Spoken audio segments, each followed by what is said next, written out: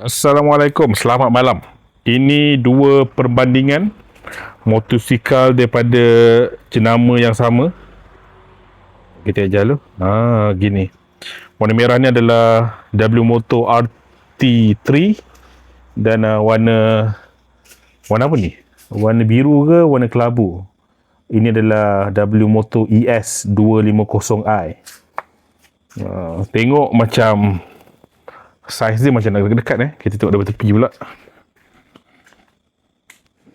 Tapi sebenarnya W Moto RT3 ni lebih besar dan lebih berat berbanding dengan W Moto ES 250i. Kalau ikut capacity engine, dua-dua ni menggunakan 249 cc 250 lah. Didaftarkan 250.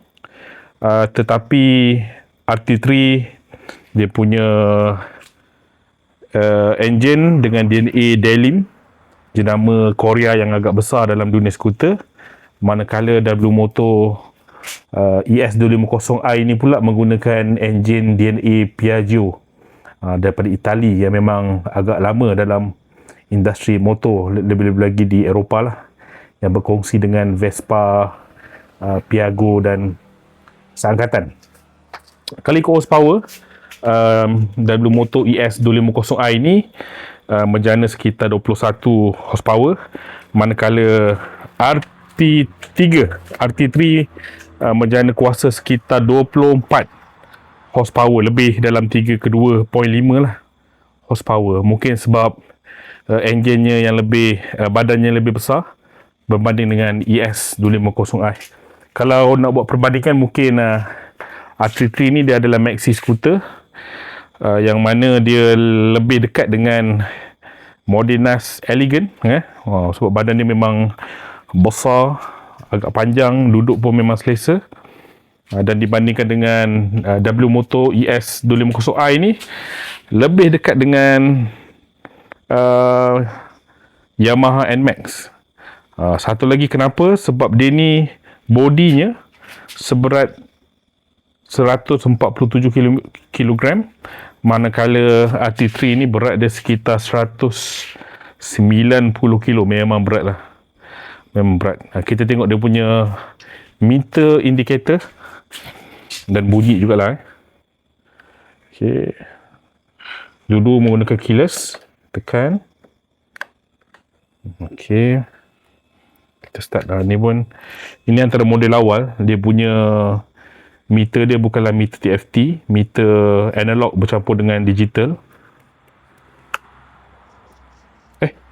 Dah start dia.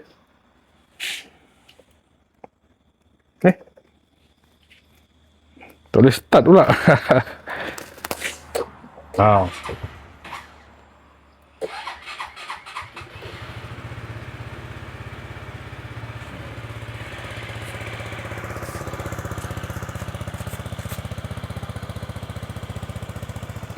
Bunyi daripada RT3.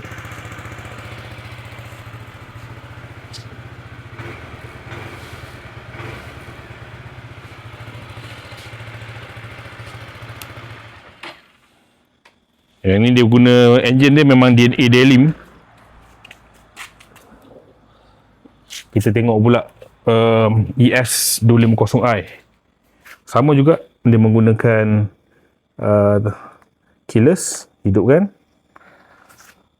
Dan sama juga, ini antara version kedua, dia analog bercampur dengan digital lah. Bismillah.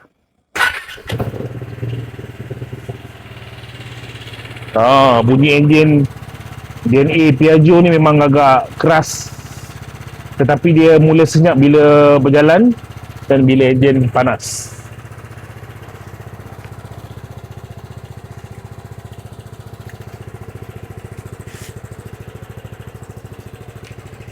Sebenarnya kalau ikut meter dia, saya suka meter macam ni sebab dia ada RPM kan? Dia ada RPM, lepas tu dia ada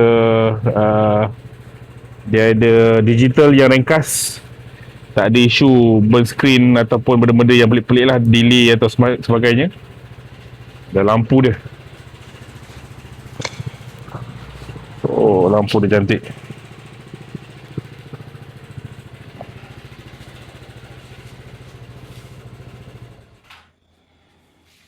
Ni dua. Satu lagi benda yang membezakan lah, selain saiz dia yang besar, kan antara dua ni membezakan, besar dan sederhana, adalah ruang, semestinya ruang ni lah. Ruang boot dia. Ini memang luas. RT3 ni luas, dalam dan luas. Dia nampak ke barang penuh sikit lah. Dalam ni balik macam barang ada.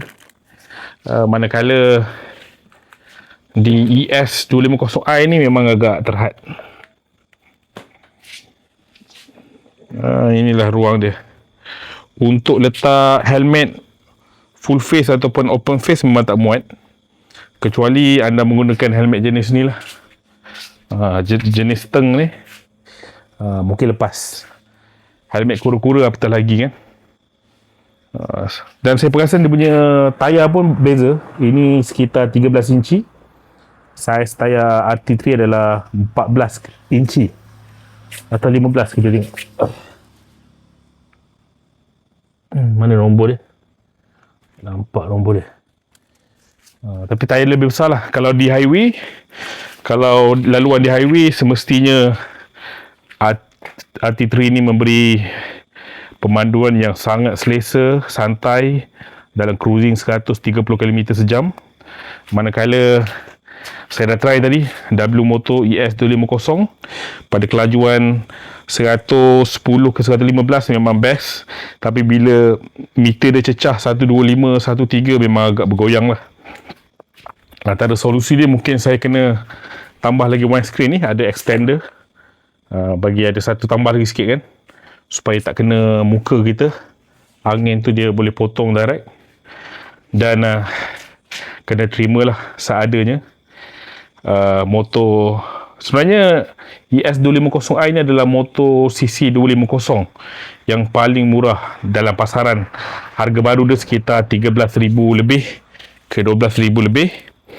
Cuma sekarang ni harga second sekitar RM7,000. Manakala RT3 ni antara package yang agak lengkap lah. Maxi scooter dengan harga sekitar 17 ke 16,000 ringgit. Tapi kalau tanya saya, yang banyak menggunakan dalam bandar, saya rasa ES250i ni lebih praktikal untuk saya. Motor RT3 ni dia sesuai dalam highway, tapi di bandar tidak sesuai lah dengan keadaan berat dia. Dan banyak juga dalam grup cerita tentang motor RT3 ni ramai orang jatuh bodoh. Jatuh bodoh ni maksudnya nak parking jatuh, nak corner sempang kan, perlahan nak keluar sempang perlahan tu pun ada yang terjatuh sebab dia punya physical dia yang agak besar. Kalau ini lebih nimble, lebih ringan, tapi dia ada gegaran dia agak kuat lah. Banding dengan RT3, badannya lebih besar, tegap, mungkin besi lebih banyak, jadi dia menyerap banyak vibration kan. Kalau ni dia 140 kilo dengan enjin bernadikan 250, memang gegaran dia kita tak boleh nafikan lah. Tapi ada banyak cara juga. Ada saya baca dia orang tukar, dia tambah pemberat di sini, di balancer, dia tambah pemberat, tukar kepada handle yang lebih padu, besi yang lebih berat. Sebab ni yang banyak kita terasa gegaran dia. Jadi banyak yang tukar handlebar tu kan, yang besi tu, T-Max punya. Jadi ramai kata mengurangkan hampir separuh gegaran di tangan. Tapi bagi saya setakat ni okey, sebab dia bergegar hanya pada idling. Pada kelajuan 40 atau 30 km ke atas dia dah hilang, gegaran dia dah hilang. InsyaAllah esok kita test drive dua-dua, kita tengok perbezaan dalam pemanduan pula.